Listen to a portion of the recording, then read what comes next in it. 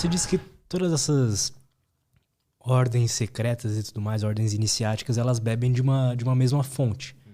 Quais são esses ensinamentos, assim? Qual que é o cerne ali? Eu já ouvi falar muito sobre hermetismo. Enfim, o que é essa fonte? Qual que é esse núcleo? Uhum. Perfeito. Uma questão bem interessante é assim, dentro dos estudos ditos iniciáticos, né, acho que primeiro introduzir isso.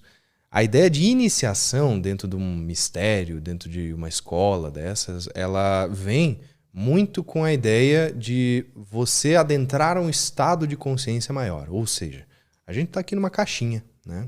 Estamos numa caixinha que a gente vê a realidade dessa forma. Muitas vezes com nossos 5 sentidos, muitas vezes com a base de referências que a gente tem, né? Com os credos, né? Que a gente, o dogma que a gente acredita ser a realidade. E aí a gente, vê que pode ter um ângulo maior da coisa. Aí a gente vai se iniciando dentro dos degraus da escada que eu falei, sabe? Você vai expandindo essa tua visão, essa percepção, né, do que é a realidade de fato.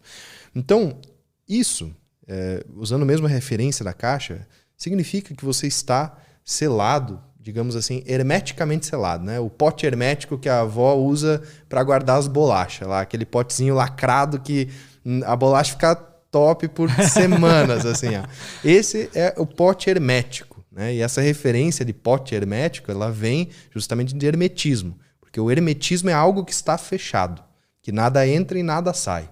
Então, aquilo que é hermético por sua natureza, né, esses conhecimentos herméticos, eles estão numa fonte, vamos dizer assim, que ela vai se apresentar no momento certo. Por isso que existe aquele axioma hermético máximo, que é: os lábios da sabedoria se abrem aos ouvidos do entendimento. O que isso significa? Os ouvidos do entendimento são quando a gente consegue, né, ter esse entendimento, quando a gente tem a permissão de acessar tal entendimento, os lábios da sabedoria vão se abrir de algumas formas inesperadas, assim. Tem um livro que é essa referência que se chama O Kybalion, que eu digo que é o vestibular do hermetismo, assim. E ele se apresenta de diversas formas. Eu tenho vários relatos de alunos que falaram assim, das coisas mais mirabolantes, jeitos inesperadíssimos que se apresentam essas obras, esses conhecimentos, sabe? Inclusive para mim, foi um achado que surgiu lá na minha casa um certo dia e ninguém sabia de quem que era o livro, o que era e tudo mais, e apareceu, sabe? Então são coisas assim, que vão pontualmente aparecendo. Pessoas, situações, sabe?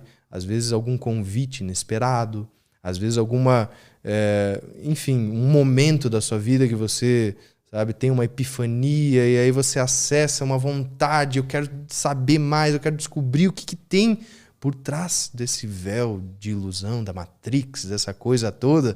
E aí vem lá o Morpheus, vamos dizer, né, com a pílula vermelha e te apresenta, assim, às vezes é uma pessoa comum, às vezes é alguém da sua família, um amigo, uma amiga, sabe, alguma pessoa próxima ou muito distante que aparece assim para você e te dá uma chave, sabe? Então, para quem tem os ouvidos atentos, a sabedoria hermética, ela sempre está espreitando ali, sempre está por perto, sabe? Então, esses estudos, toda a origem dele vem do conhecimento hermético? Vem Sim. do hermetismo lá, do Hermes Trismegisto, essas coisas? Eu fugi um pouco, né, da questão inicial ali, mas realmente todas essas vertentes ditas iniciáticas, de fato, elas vêm desse conhecimento hermético, sabe? E aí que a gente consegue ligar esses pontos diferentes, né, que se unem. Eu digo que é assim, é um prisma de vários vértices que refletem vários ângulos da luz, mas todos eles estão dando no centro. Então, o objetivo maior é esse centro. E aí existem essas várias e várias vertentes que eu me referi antes e que elas vêm da mesma origem, que é dita a tradição primordial. Então, as pessoas que estão nesse meio se referem a isso como a tradição primordial.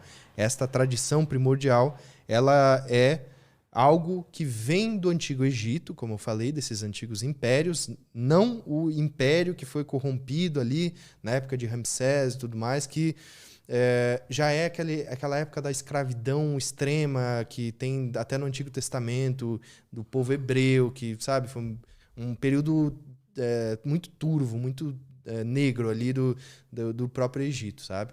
Uhum. Mas nos antigos impérios isso foi uma potência. Imagina, o Egito das civilizações antigas é a que mais se desenvolveu em questões, né, de construções, de tecnologias, de habitações, construção social em si.